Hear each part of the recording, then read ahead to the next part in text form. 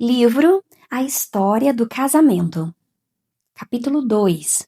Comece com o fim em mente. Dia 2. Filhos de Deus. Foi o Eterno que fez o casamento, não você. Seu espírito permeia até os menores detalhes dessa união. E o que ele espera do casamento? Ora, filhos de Deus. Malaquias 2:15. Filhos de Deus. É isso que Deus espera do casamento. Mas será que significa que ele espera que tenhamos mais bebês para povoarem a terra? Sim e não. A passagem de Malaquias, capítulo 12, versículo 15, não diz que Deus quer que o casamento produza filhos. Diz que ele deseja que o casamento produza filhos de Deus. Deus deseja filhos, de qualquer idade, que o glorifiquem e andem nos seus caminhos. Lembre-se de que somos seus embaixadores. Seu objetivo é se revelar a nós por meio de nós. O breve catecismo de Westminster diz: o objetivo principal do homem é glorificar a Deus e desfrutá-lo para sempre. Amamos isso. Glorificar não é uma palavra usada por nós em nossa linguagem diária. Devido ao seu uso frequente na Bíblia, ela é vista como algo espiritual e distante. Mas glorificar significa simplesmente tornar Deus conhecido. O desejo de Deus é ser conhecido através das nossas vidas, casamentos e legados. E não existe catalisador como o casamento para nos transformar em filhos de Deus. Mesmo se você nunca criar um filho, Deus quer usar seu casamento para transformar você em um filho de Deus. Ele quer refiná-lo, transformando-o em um agente de sua glória e moldá-lo à semelhança de seu Pai. Compartilhar sua vida com outra pessoa cria muitas oportunidades para nos tornarmos mais semelhantes a Deus. Descobrimos que, com muita frequência, um caráter temente a Deus não é desenvolvido em meio a oceanos de bênção. Ele é forjado na fornalha do fogo matrimonial. Eu, John, assemelho o casamento a uma fornalha e nossas vidas a uma liga, uma mistura de metal precioso. O que uma fornalha ardente faz com uma liga? Expõe suas impurezas. Minha aliança de casamento pode parecer ser feita de ouro puro, mas aproximadamente 50% dela é composta de outras substâncias. Se eu colocasse minha aliança dentro de uma fornalha, essas impurezas seriam expostas. Do mesmo modo, os desafios que encontramos no casamento, desde os desentendimentos triviais até os momentos extremamente difíceis, revelarão impurezas de nossas vidas. Algumas impurezas precisam de mais calor do que outras para serem reveladas. Quando o casamento revela implacavelmente nossas imperfeições, é fácil culpar nossos cônjuges. Afinal, nada disso acontecia antes de nos casarmos. Quando percebemos que estamos nos sentindo frustrados porque nossos cônjuges estão agravando nossas fraquezas, devemos agradecer a Deus porque o casamento está nos tornando mais semelhantes a Jesus. Não é esse o objetivo final? Encontrando propósito nos tempos difíceis. Sabemos que nossa analogia com a fornalha não é empolgante. Mas a jornada para um final feliz está longe de ser um conto de fadas. Às vezes, a sua história pode parecer mais como uma escalada ao Monte Everest do que com uma cena final de um conto de fadas. Aqueles que desbravam as ladeiras cobertas de neve dos Himalaias para fazer a rigorosa e desafiadora jornada até o pico do Everest devem fazer isso tendo duas coisas em mente. Primeiramente, devem saber que o empreendimento testará os limites da sua capacidade física e emocional. Esses homens e mulheres ousados não conhecem todas as particularidades dos perigos iminentes, mas sabem que desafios virão. Em segundo lugar, eles precisam se lembrar do seu objetivo: subir a montanha mais alta do mundo. Para eles, a vitória é claramente alcançada quando se atinge 29.029 pés acima do nível do mar. Sem a consciência desse objetivo, esses viajantes desistiriam rapidamente assim que encontrassem seu primeiro grande obstáculo. O mesmo se aplica ao casamento. Se conhecermos que os desafios são parte inerente da construção das nossas histórias, então não seremos esmagados quando nossas capacidades emocionais, físicas e espirituais forem testadas.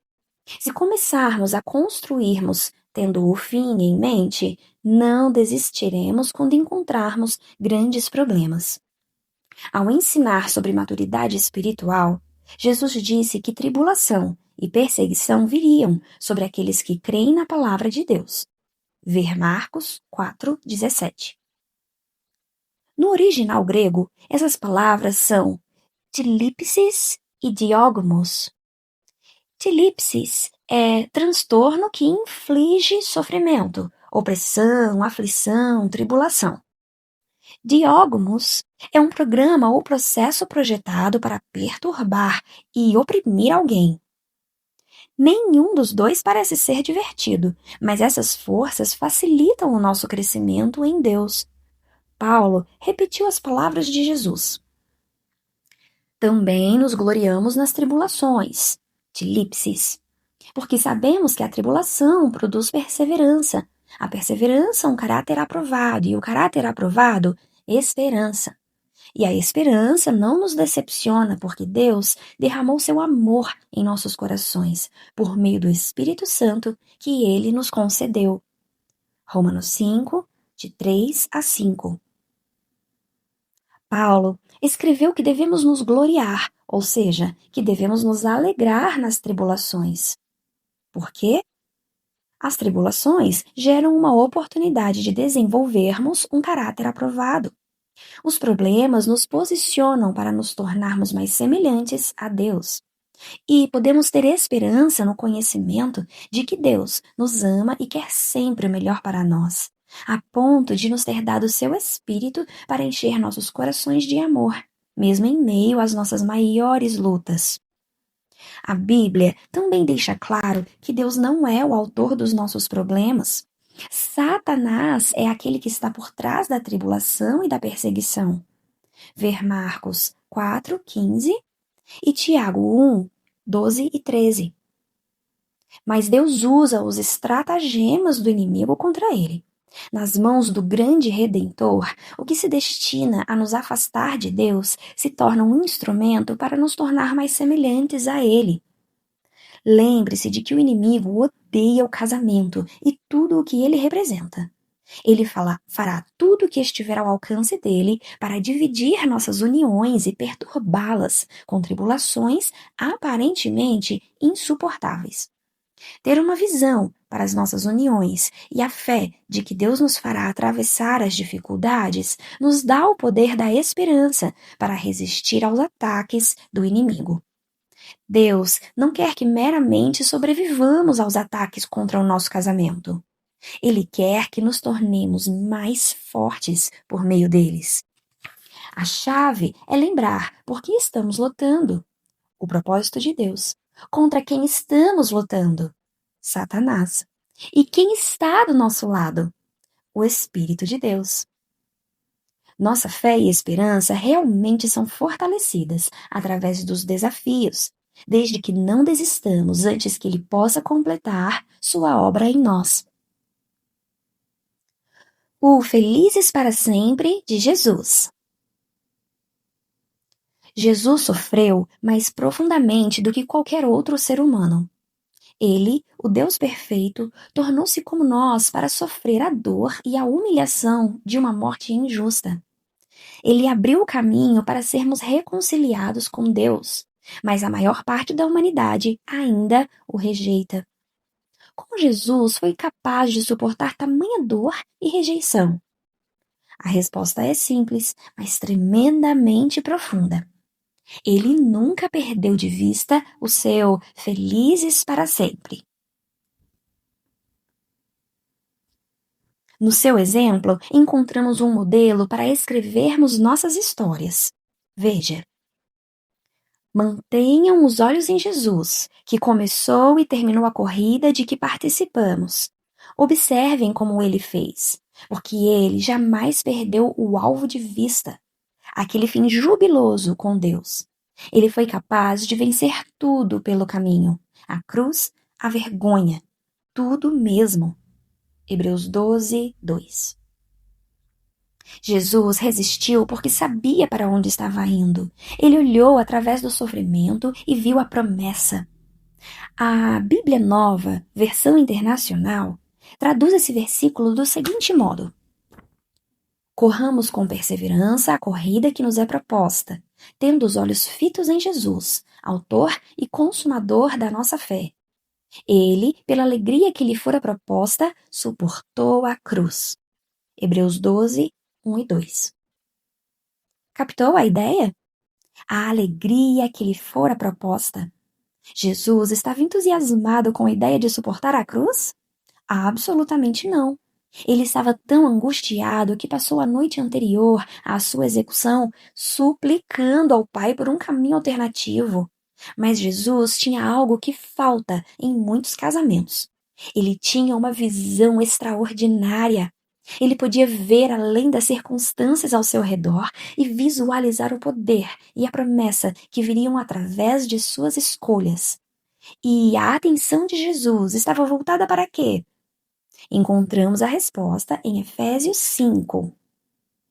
Cristo amou a igreja e entregou-se por ela para santificá-la, tendo-a purificado pelo lavar da água mediante a palavra, e para apresentá-la a si mesmo como igreja gloriosa, sem mancha nem ruga ou coisa semelhante, mas santa e inculpável. Efésios 5, 25 a 27. Somos o final feliz de Jesus. Nós fomos a alegria que estava diante dele. Jesus suportou a cruz para que ele pudesse ser reconciliado conosco, sua noiva. A igreja agora pode abraçá-lo sem se sentir envergonhada por sua antiga condição miserável, pois nele temos uma nova identidade.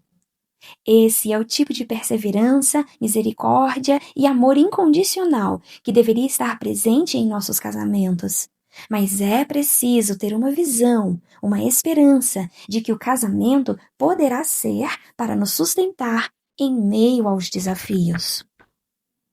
O escritor de Hebreus continua com essa exortação.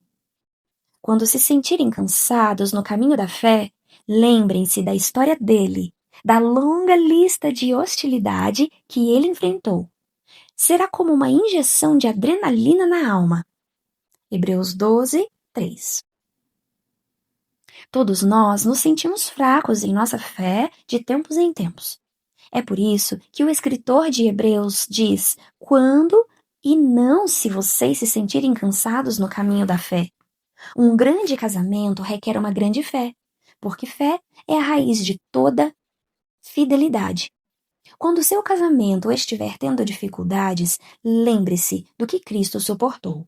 Releia a história dele, e as suas dificuldades momentâneas, por mais dolorosas que sejam, não são nada se comparadas à cruz. Quando sua fidelidade ao seu cônjuge estiver enfraquecendo, lembre a si mesmo da fidelidade de Jesus a você. Lembre-se de tudo o que ele suportou para se reconciliar com você. O exemplo dele injetará adrenalina em sua alma.